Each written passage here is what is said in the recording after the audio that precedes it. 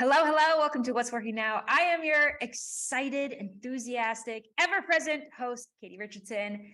Today, we are talking about video content. Are you trying to figure out how to produce way more video content online so that you can be ever-present, omnipresent in your ideal customer and client's world? Today's conversation was really going to address this because we're talking to Ken Okazaki. He helps businesses and brands grow with video.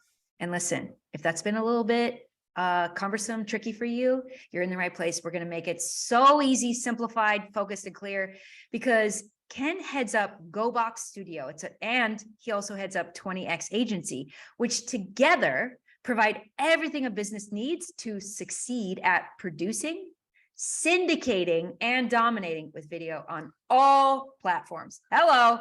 GoBox Studio is the world's most portable professional video studio that is carry-on size and sets up in 2 minutes or less. My friends, I have seen this in person. I can personally testify and verify.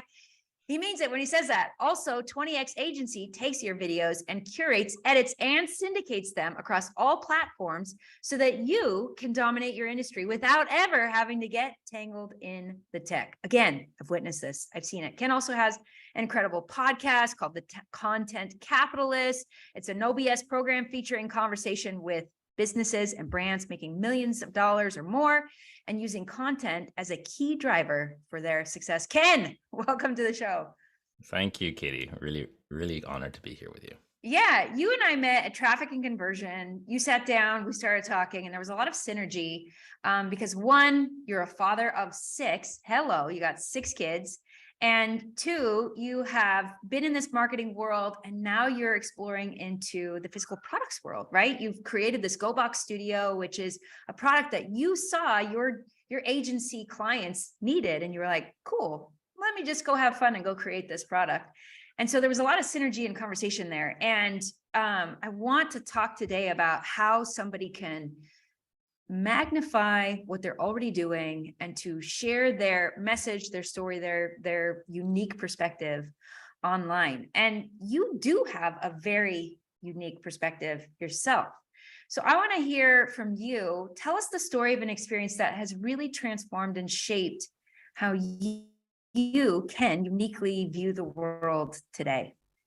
Wow, that's a very broad question, but I'll take a stab at it.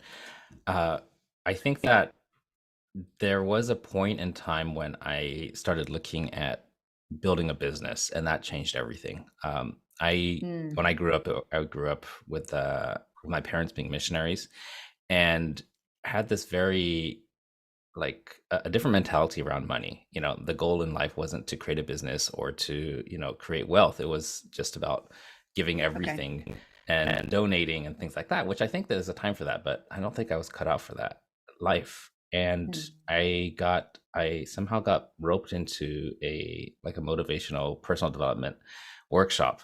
And this was I was already in my 30s and I had a couple kids. And when I got there, that's when everything changed. It was a Tony Robbins event, in case you're wondering. And that's the first time I heard the whole perspective on my life being completely represented in a different way. And looking at actually all these desires I had that I've been kind of suppressing, I felt guilty about. It was actually, it's a good thing. I should do this. I should pursue it. And being surrounded with thousands of other people who are supportive of that, I think that's what completely shifted me from thinking that, I was going to live a life where I'm just going to eke out and a living, and hopefully my kids and I will survive until I can't work anymore. To no, let's put the pedal to the metal and take all these ideas and desires I have and actually help people by creating a business around that. So I think that was the biggest pivotal moment for me. And up until then, had you not been an entrepreneur? Nothing, zero. Just okay, doing small projects here and there related to our mission and things like that, but money was almost like a dirty word growing up. Wow.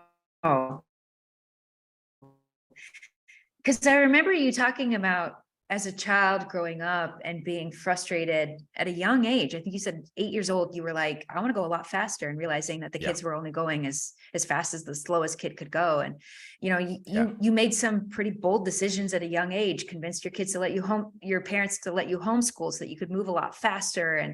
And then you even told me the That's right. story about your dad was like, well, you can't go do your own thing until you go to college. And like, while you Yeah. were Yeah. taking high school, you also got a Yeah. college degree, and you surprised your dad when you were 17. Guess what? I'm a college graduate. Like, he didn't even know. And so what's interesting is you had tremendous ambition and drive, but it hadn't been successfully placed inside of entrepreneurship until this experience, it sounds like.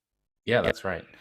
You know, I grew up in a very interesting, like, I think this would be a whole book in itself at some point when I unpack all this, but I grew up in a situation where Sure.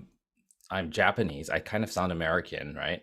And that's because of the international school experience I had, the peers I had, and also at one point I even got some coaching around how to learn something called the Hollywood accent, and that's something that was an endeavor that I really wanted to do. But I could already speak English all right, but I just had this accent that really bothered me. Like, I knew I didn't sound the Okay. same, and when I had conversations with people like you, it I could just kind of tell that I was always treated a bit like an outsider. So but growing up, Interesting. my parents were very, very committed to this church, and everything they said was gospel truth, like literally gospel truth. And we just had to do exactly what the beliefs of that church were. And that had a Uh-huh. lot to do with just donating everything and giving it to the mission. And there was no room in there for entrepreneurship. So I was always working in the margins, like, Okay. okay, if it's not about money, then it's about something else. And I was always looking to expand whatever it is I was in. But to what end, I didn't know. It was just this urge to, do something different than what everybody else is doing. That's what it was growing up. Mhm. Yeah. What's interesting is you then eventually went on to build an agency because like at a young age, you started to figure out that, okay, maybe I can't make it about money, but I can go ahead and expand other things. But it sounds like from a young age, your skill set was expanding things, magnifying, making them grow. And your agency, like, that's what you do, Yeah, I which is think there's a just parallel there. Yeah. cool. Yeah, that is cool. Yeah, there is. But I didn't go into it Yeah, thinking I'm going to build an agency. That's not what happened. right. Okay, so my business life, this is after Tony Robbins and stuff. So now I'm kind of open to opportunity, but no idea how to do anything. Like, literally no Yeah. idea how to do anything.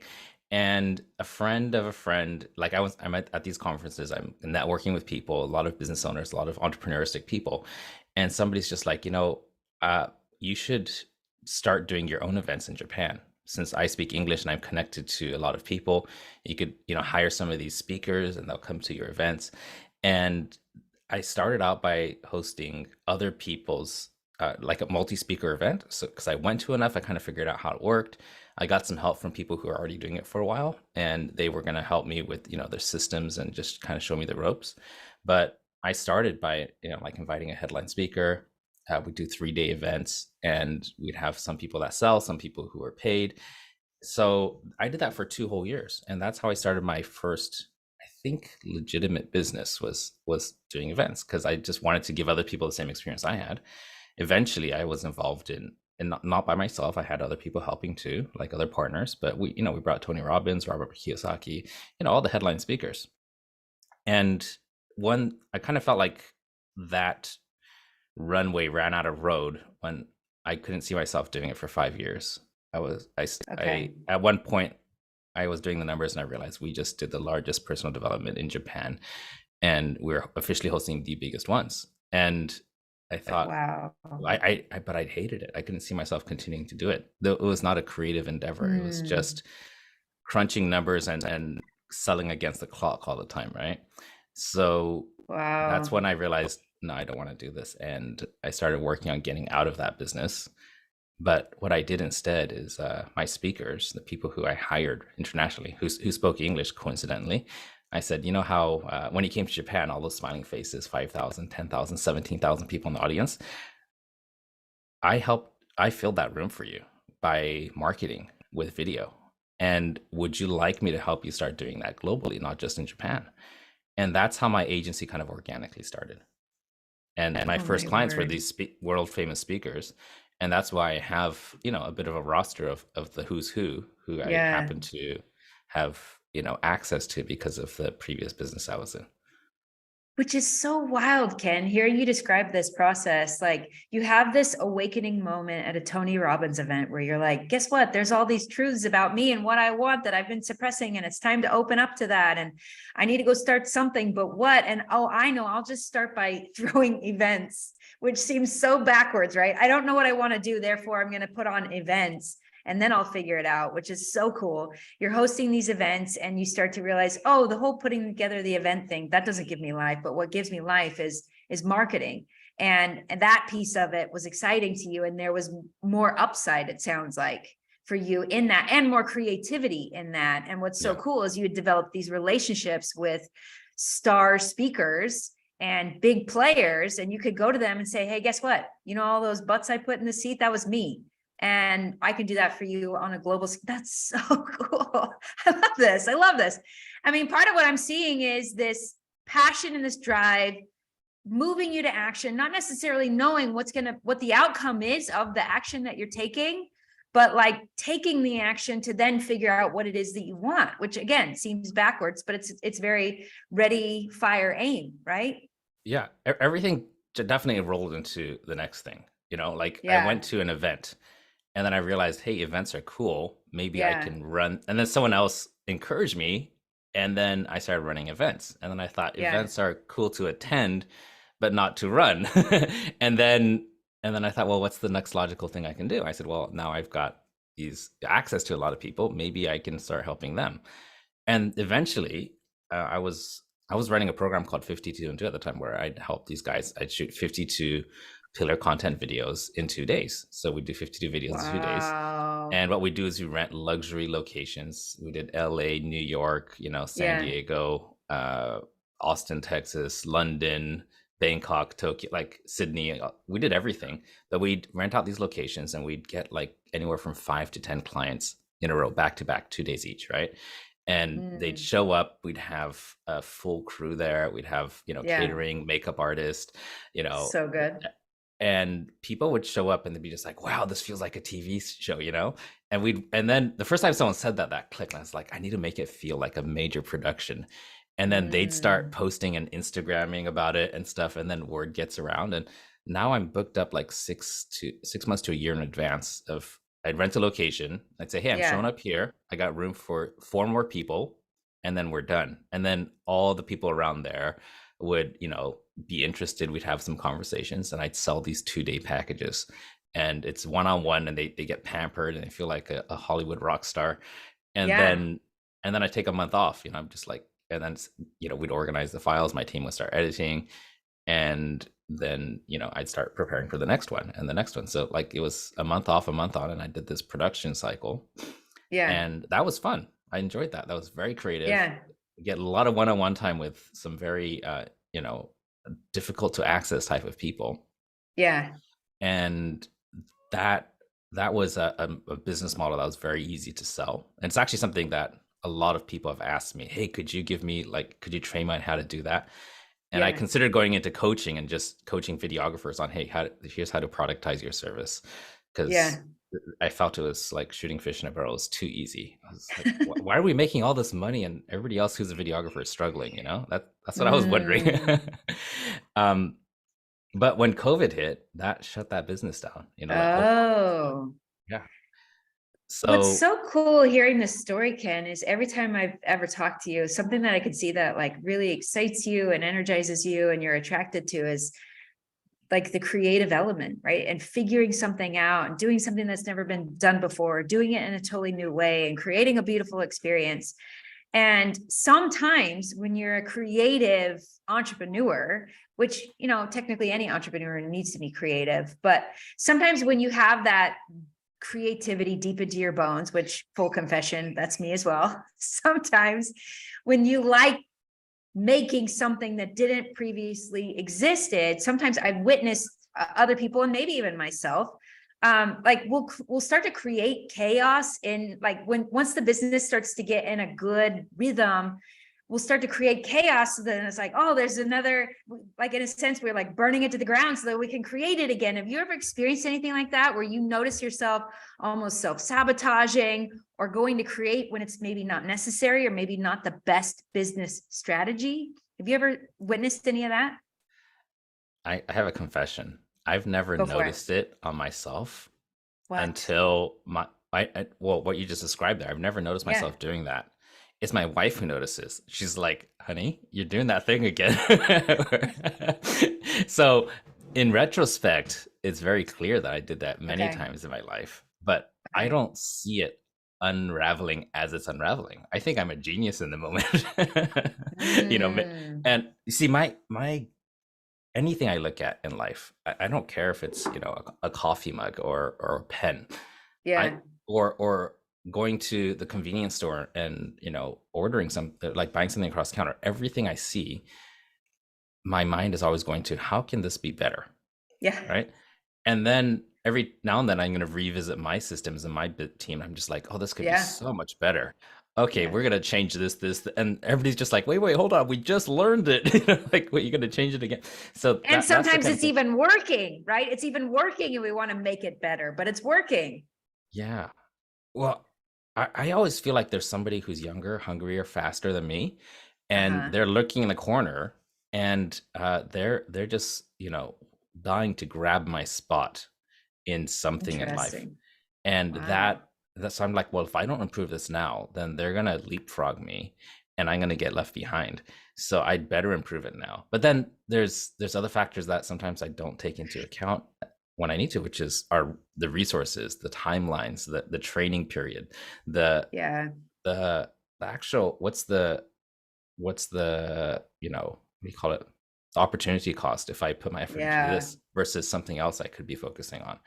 So and those things are very tough to calculate, for me at least. Hmm. Maybe for you Yeah. it's really easy, but for me sometimes what seems like it would take, a simple 3 hours turns into 3 weeks, and lost opportunity caused because of the disruption to the systems.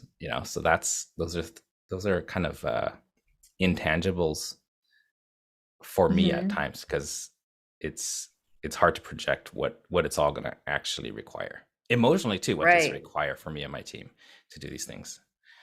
Yeah. So yeah, those are lessons I'm still up against, and figuring out how to plan better for those kind of things. I love that we had a chance to talk about this creation mode versus building the business mode because, it's something that I see a lot of entrepreneurs facing, and I personally have faced it many times over the years. And I think it's just so important to be aware of when is it time to create and when is it time to double down on our systems that are working and maybe make a few tweaks and optimize it, but like continue to stay in this place of optimization versus this place of creation. And it can Yeah. be a struggle because internally you have this passion and this drive and this like Hmm. to create something new. And there's just something really like if you're a creative person, there's just something really exciting about Yeah. taking that idea that's in your head and getting it out in the world because we want to see that. And I'm like, I've watched this with you, even like right now, you're creating this physical products company, and it's not because you need it. You have this agency that's growing like gangbusters, and you're probably having to push people away. But there's also this piece inside of you that's like, and I know that world, and I want to go figure out this world that I'm less familiar with. And so, what are some of the things that are like I'll tell driving you. you? Yeah, I'll tell you a quick story that this is very Yeah. recent. And so first of all, the invention was not something that I went into thinking like, oh, I'm going to start a new business out of this. That's not was not the intention. I have a whole bunch of people who create videos. We do several thousand videos every month for our clients, Mhm. and so many times they've written and they're just like, oh, how do you get the video to look like this? How do you get the lighting? How do you get the sound? How do you do this and that? And we made a whole library of tutorials and links to Amazon, and it just opened up a bigger can of worms, which is now we became tech support for a bunch of people around the world Wow. who don't like doing tech and are not good at it. Honestly, they're not, Yeah. and it just tied up my team. So I just thought, okay, in order to make this more efficient, let's just build the thing, and all they got to do is plug it into the wall and turn it on. Wow. One plug to the computer. Like, I Yeah. obsess so hard on this concept of one cable goes into your laptop and the other goes into the wall, and you're good to go. Right. And that was the concept. Oh, and it's got to all pack, and no tripods, no hooking up any other cables, because those are the things that people like, literally tripping over tripods in your home office. That's what everybody was doing, like they trip and Yeah. these lights would smash, and it's like, oh no. So that was the concept. I was like, because those were the pains my clients were facing. So I just wanted to solve their problem. And then when Mhm. it started getting better, I started sending more versions. They started saying, hey, you should make a product out of this. And that's what turned into what we have now. So uh, And can this you was take not, a second and describe this for everybody who's listening? Because I've been privileged to see it in person, and it really is magical, like you described it. It literally is one plug into your laptop and then one plug into the wall. Describe what happens in that whole yeah, switchboard system. absolutely. So if you want to get a visual, go to goboxstudio.com, and you could see some visuals of what it looks like. There's a couple of videos there, but the idea is this is a carry-on case. This is for people who want everything to be compact and to travel quickly and easily. And think of it like one of these military ruggedized, kind of cases. It's got a handle so that you could pull it around like at airports and stuff really easily. When it flips open, then what's going to happen is it's going to turn to a standing desk. So you have an elevated desk, which is kind of like at your elbow slash, shoulder range, somewhere around Mm-hmm. there.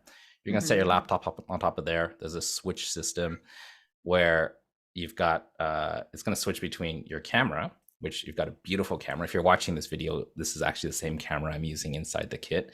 Okay. You've got 2 wireless microphones. You can walk around freely, 200-yard range, 7-hour battery life. So you can interview 2 people, or it can be just you if you like. You've got 2 Mm-hmm. professional lights that could be any color you want. But the thing that really flips people out is how we set presets. There's a little board, and it's got 15 buttons on it. And everybody who buys this, we just have a one-on-one session with them and say, what do you do? Like, let's say somebody does webinars, Mm-hmm. right? So one button's going to pop up and something's going to animate on the screen beautifully, like it's a TV production where it's like, hey, don't forget to get the free book, scan this code. Yeah. Or Yeah. or there could be another button that just, you hit that and it's going to show like a countdown timer, like, hey, we're going live in 10, 9, 8, like whatever you see on TV that kind of looks professional, just send us that clip, and we'll make that happen when a button gets pushed. I could have a split screen, like right now we're having a podcast interview. I could just hit a button and show us side by side. Another button will just show you, another button will show me. And this is what's gonna show up like in a Zoom call, on a YouTube live, on just recording 4K to your computer. So this is streaming, recording, pretty much everything that my clients were doing, we just built it into the system. So imagine all that, and it sets up in 2 minutes, and takes down in 2 minutes. So it's just very, very quick to set up, take down, and have a professional video studio with you wherever you are. Now, And go ahead. what's so smart that I'm seeing here is, like, when you started your events thing, you were leveraging this experience that you just had that was brilliant. And then from there, you created these customers, which were actually the speakers on your stages. Yep. And then using those same customers that you had, you created this next opportunity, which is the agency. And now with those customers, you're leveraging the customers that you already have, your current list, and creating another offering, which is the products, which is just really smart, starting with the customers that the people you're already in conversation with, people you have that exactly. relationship with, which is really smart. Keep going. Yeah, but you see what happened was I did it to serve the clients I had, my customer Yes. clients. But Yes. now what's happening is I'm getting a huge amount of leads coming into my agency just because people see this visual thing. And here's a phrase I heard at least 10 times. People come by and they see it and they say, I don't know what all that is, but I know I want it.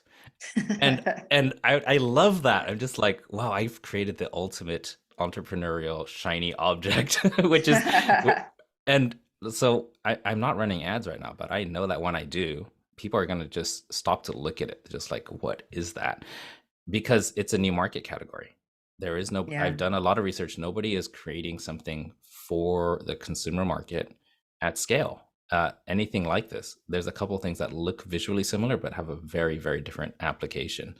They're mostly like for professional studios and only for professionals to use, and Yeah. it's not really a consumer facing thing.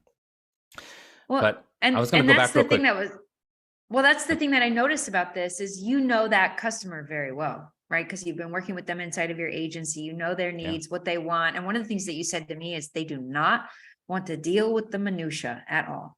no, no. And so you eliminated all the minutia in the tech and just made it so clear and simple for them.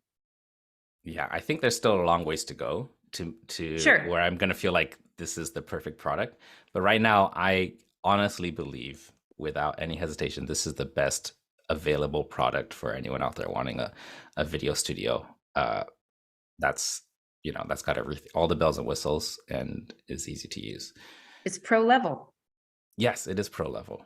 Yeah. Now, one of the things that I'm going to circle back to what you said about wanting to fix things, right? And just not so long ago, let's say a year, my agency, we shifted from doing, this 52 and 2 program to completely online and remote. And that's when we started facing all the issues about people's home studios, because they're sending us footage and it's starting to look a little sketchy sometimes, right? No offense to all of my clients who send us footage, but one of the things that we learned is that it's scaling an agency is really tricky, because if you go really high end, high level, then like really boutique services, which we do have, then we're hiring like 4 dedicated team members just for that client, right? And Wow. dedicated means they don't work on any other clients. They're full-time employees only working on this guy's client. And now these guys at this level, they're going to pay anywhere from $10 to $30,000 a month in retainers. And we have some people paying even more than that because they want some kind of custom work done. So the team, some of these guys have like 5 or 6 dedicated employees of mine who only work on their account and are constantly managing the social media posting. And I created that because some of my clients earlier, when they left, we had an exit interview, and I said, well, you seemed happy, everything, like our conversations were great, what gives? And they said, well, I'm leaving anyway, so I might as well tell you. I said, we found somebody else. No, what they said is that the videos are not necessarily performing as well as we'd hoped.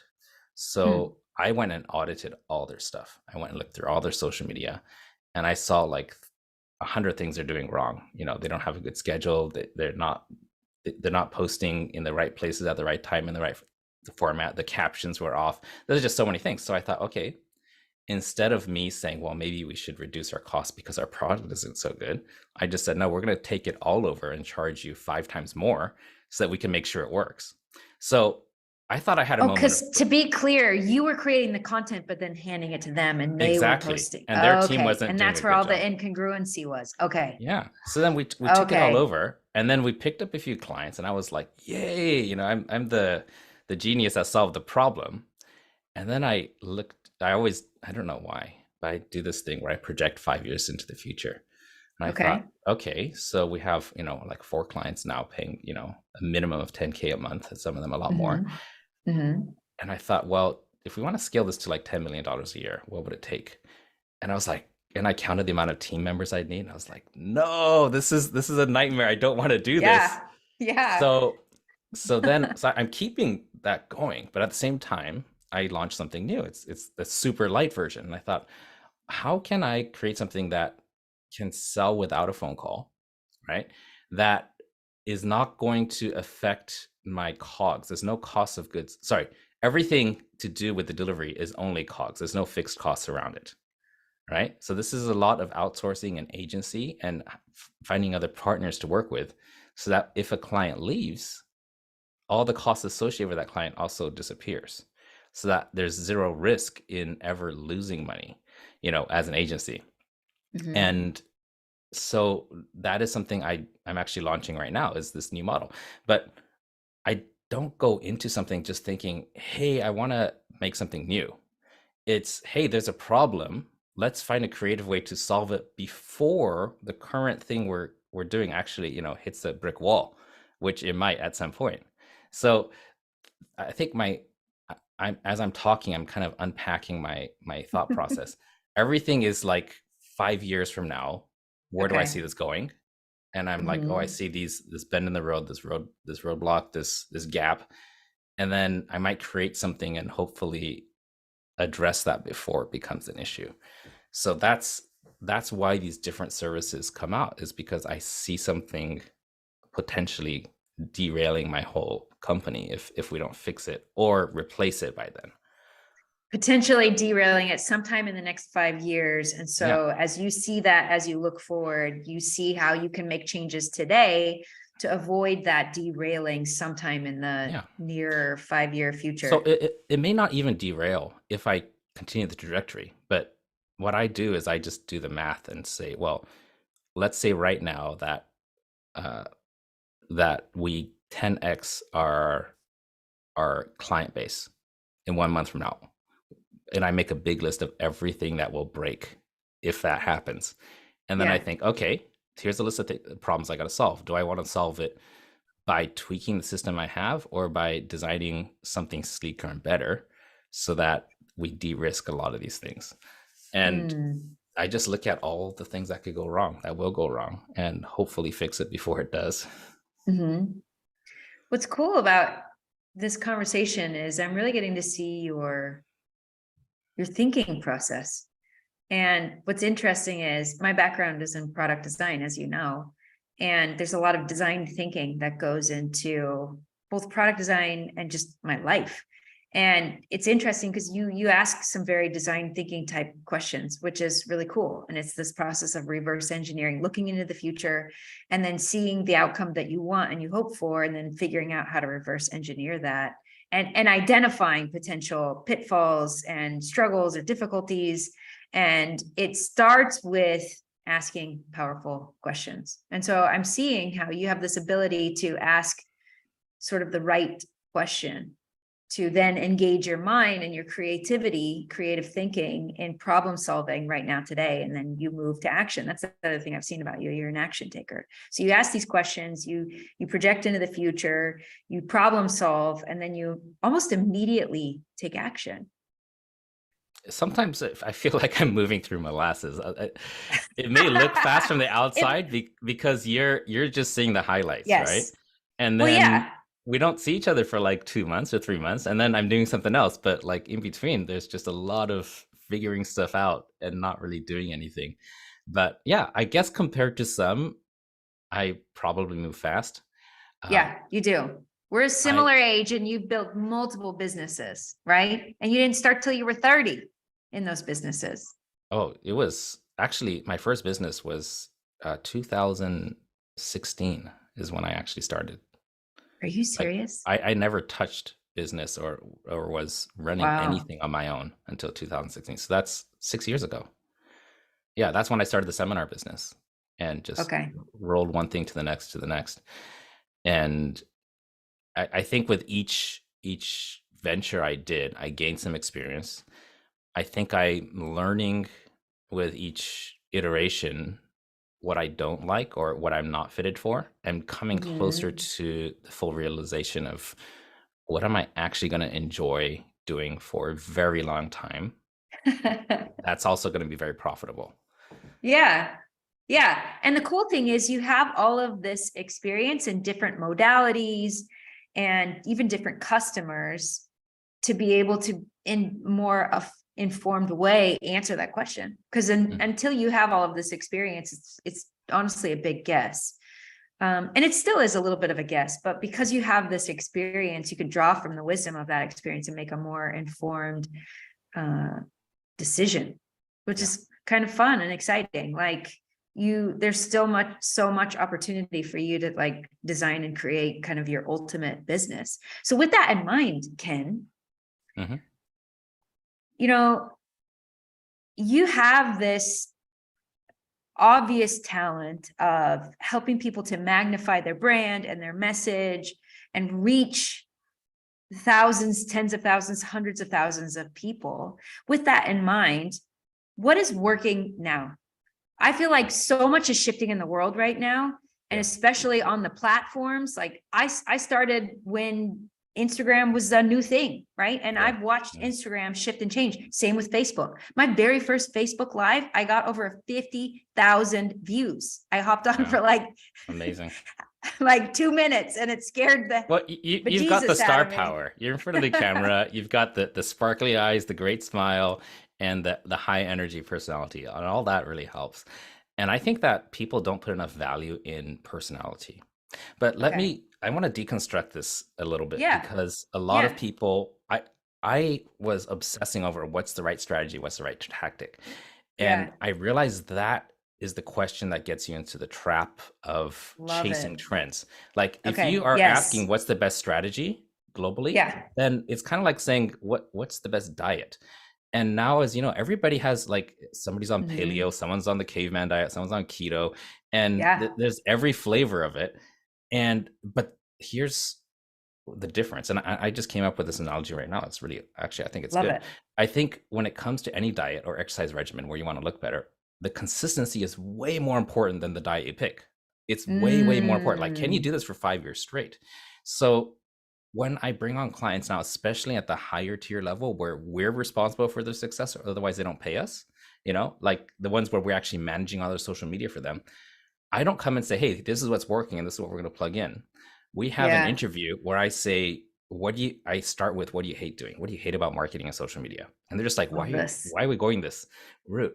Because I know if it's something that goes against their nature, it is not going to last more than 6 months. Like, you can put up an effort and pretend you enjoy it for 3 months. Usually 6 months are the real champs. But if you're going to struggle and you don't enjoy it, then I don't even want to start with you. So we make a big list of everything you hate. Here's, some of the things that come up is, I don't like lip syncing in front of the camera. I don't want to do this, song and dance thing like all these 15-year-olds on TikTok. Why I don't want to do pranks. Like, some people are saying, like, I don't actually even want to talk to the camera. I want to have a conversation with somebody else. And that gets documented, right? So I start with a list of, what do you not enjoy? Because my clients have been in business long enough that they've dabbled in a lot of them and they kind of know what they like and don't like. And then the next list is, what do you actually enjoy doing more than anything else when it comes to marketing and content creation? And then, how much time per month do you want to invest? And this is completely opposite of how I used to, which is like, hey guys, we're going to need at least 8 hours a month, and you're going to need to make these kind of videos, and here's the plan, and this is what's working, and look at these trends and look at these numbers. And they'd have a spike, but then it'd always dip afterwards, because that enthusiasm and the energy is gone at some point. And or they go on a trip, or they get sick and they come back and they don't get back on the horse with this whole game plan that I create for them. So I start with, based on what they tell me, how much time they want to spend, what formats and activities they enjoy, and more importantly, what do they not enjoy, and then we create a plan for them on those parameters. So me realizing that consistency is more important than whatever the tactic or trend of the month is, has been the biggest shift in clients actually sticking to a plan and actually doing it for a long period of time. This is so good. And so I had to reverse it, and I have happier clients. They have better results. So with that in mind, I'll tell you the one that's actually worked out the best, like for CEOs, busy people, is scheduling podcast interviews with them. So they can either have one of my coaches just talk to them and pull stories and meaningful things out, or we could have them actually create super short form videos, or they could bring their own guests, right? So they'll make a big list of a bunch of people, and then we'll actually give them scripts to reach out and book the calls, set them up with the tech and everything. And then that alone is enough to get started with long form content, podcasts on YouTube, and audio. And then short form content, my curation team will transcribe everything and start editing short clips out of it. And then the third thing that happens is, once we start posting all these things, we see what's working, because we audit like crazy. When I'm finding some people, and this is really weird, when they look right into the camera, the engagement goes really, really good. And then some people have the opposite effect. I'm like, stop looking at the camera, you're freaking people out. And the numbers show, like, per platform, per client, it's different. It's not macro anymore, it's micro. I'm finding some people in interview formats, the engagement is amazing on Instagram, but then you put that out to TikTok, it just falls off a cliff. You can't get the same Wow. video edit and put it on TikTok and Instagram and YouTube Shorts and expect that it's going to perform well on all three. It's got to be edited differently for each one. uh, certain words. I have some people when they talk about their personal life and, family and health, the engagement goes up. Other people, it goes down. So now we know, don't talk about Hmm. that unless, you don't care about the numbers. And some people don't. It's more about mission, which is okay, right? It's Hmm. important for them to get that message out. But we we just get them started with what's comfortable, and then every month we tweak and we improve. We tell them 3 things to stop doing that month and 3 things to do more of, based on all the research we did. So every month, at the end of the month, we say, hey, these are your lowest performing content, and this is your highest performing content, and these are the patterns we recognize. So the first thing is create the plan around your natural Yeah. personality, right? That's step one. Yes. So then you could be consistent longer. Step two Yeah. is audit like crazy. Every month, Yeah. look at your lowest performers, 10%, and your highest performing 10% of content per platform. It's got to be audited individually. And then we give our clients a high level reports like, okay, so your lowest performers have this in common. When you do this, when you talk about this, when you bring up these topics, okay, so we're realizing these are the lower performers and we got to fix that. And the highest performers have these things in common. And per channel, we have this high level report that goes to my content team for how they're going to edit the videos and plan the content for their clients, and to the clients themselves so that they can start changing, like insert this word more, or, stop doing this or that, like really small details sometimes, but these small incremental things every month, they just improve little by little by little. And Yeah. so I think when people say, and you've heard this a lot probably, it's like, you do you, be yourself, right? Yes. Yes. I think this is the best way to do it, because you just start with who you are, and then you become aware of what part of who you are is connecting with your audience, and then we amplify that, and the part that's not connecting, we minimize it. And that's how Yeah. you lean more into what is it about you that's connecting, and that's what we work on. This is so good because like until then we have to make all these assumptions. And one of the things, the reason this is so helpful to me personally is I look at the results of the information and the content that I put out there, and it just becomes this big wild guessing game. But what I'm hearing you say is find your lowest performers, find your top performers, and what is common in the top category, what is common Exactly. in the low category. And in Exactly. a way, it's still a little bit of a guess, but not really, because there's some common thread amongst the lower performers or the top performers. Yeah. And that then I would say is a very good guess as to what is that magic ingredient that's causing these videos to take off. And there's some ingredient that is maybe repelling people in the lower category, right? And so Exactly. identifying and being aware of those things.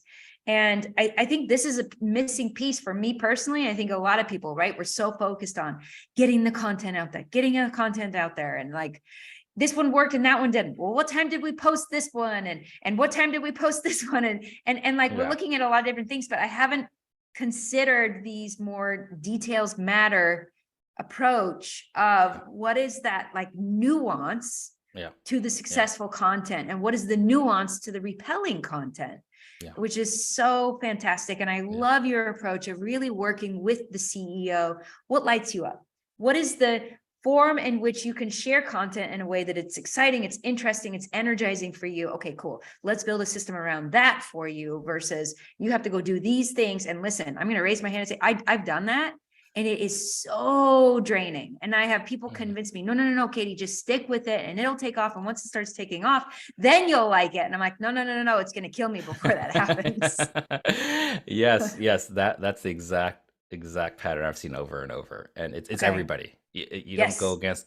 against your natural grain. Lean into Yeah. what you love doing. Yeah. Yeah, for And sure. I wanted to call out this other thing that you're doing with your CEOs, which is, and I was running into this too. Like I would put solo podcast on my calendar and then I wouldn't do it. I would fill my day with other things. And I'm like, I don't want to hop on and talk to myself on Zoom. Like, no, thank you. Exactly. There's no But I like, accountability. yeah, no accountability. And like the Katie that everybody's hearing and seeing right now, she doesn't show up when I'm the only one in the room. And Mm. when there's somebody else in the room, this version of me shows up, and this is the version that I want. So what we've been doing is similar to what you said. I have someone from my team shows up for the podcast. They're the ears. They can even ask me questions, but they get edited out. And it's just me in the podcast. And it sounds like that's the other thing that you were suggesting to your CEOs, right? They were hopping on with a member of your team and doing this Yes, solo conversation. absolutely. So Yeah. there's different formats they can choose. And again, this all stems from, what do you enjoy? Do you want to have a conversation, or do you want a monologue, And Yeah. that, but a lot of times, like, even if it's someone on your team, and I'm guilty of this, I don't treat that with as much respect as if it's another CEO or somebody else who I respect, who I really want to be on my show, because I do a podcast Uh-huh. myself. Yeah. And I kind of feel like, and I think this is all kind of happening subconsciously, like, oh, they're on my payroll, so they're responsible to me more than I am to them. And when I really thought about it, I thought that sounds so uh, arrogant and pretentious, but it's kind of a real part of having Yeah. employees. You treat them differently. But when somebody else who's very influential, and they're busy, and they put a block in their schedule for you, you will show up. It doesn't matter. You'll figure it out. And that accountability actually helps. That's how I designed it for myself with my podcast. Is Yeah. I interview people who are doing $1 million or more in their business, Okay. and most of them are like in the 8-figure range, and they don't waste time. They don't mess around. Otherwise, they wouldn't be there. And Yeah. that's why I consistently show up and get the show on the road and keep it going. Yeah, so good. Ken, this has been incredible. It's really cool to uncover your process and kind of hear the thinking behind this. And I really appreciate this. You acknowledge that consistency was key, and that pointing out, what do you hate? What are the things that you've done to create content that you really hate? Okay, cool. What are the things that you love and that light you up? And let's set up a system to support you in that. And really doing these audits, which I think is super cool. I know I'm definitely going to bring this to my team, and there's a chance for us to improve and course correct, because sometimes when you get at this level, it's hard to really see what specifically is working. And I love the way that you're Yeah. doing the audits. And so I'm going to take a second and make an invitation to everybody who's listening. Like, something that Ken has shared today is popping up ideas and thoughts and opportunity for you. So what is that's popping up for you in this second? And how can you take action on what Ken is showing you? And that's where the change is going to happen, right? Because insight's cool, it's fun, it's exciting, but it won't change the reality. And so what's working now is creating the transformation and the change. And so how can you attach that insight to action and bring this to your team and make some tweaks and changes, and hopefully get yourself in a place where you're doing the things that you love and moving away from the things that you don't love, right? This is so cool. Ken, for people who want to follow you on social media, because I know you're really active on multiple channels, where's the best place for them to connect with you? I think I'm probably the most active on Facebook. So if you just Google Oh, my name, Ken Okazaki, then thankfully it's a low competition name, so you'll find me pretty quickly. So whatever you prefer, if you're an Instagram person, if you're a Facebook person, TikTok, YouTube, just connect with me there, and I'd be glad to invite you into my world. okay, cool. And we'll have links for you in the show notes down below. Ken, this was amazing. Thank you so much. You're in Japan. I'm here in Puerto Rico. I think I'm on Monday and you're in Tuesday. Is It it is Monday Tuesday today? morning. It is. Okay. Yeah, you're in Yes, Tuesday. that's I'm in correct. Monday. Ken's in the future. Ken, this has been absolutely amazing. Thank you so much. And for everybody who's listening, this is What's Working Now.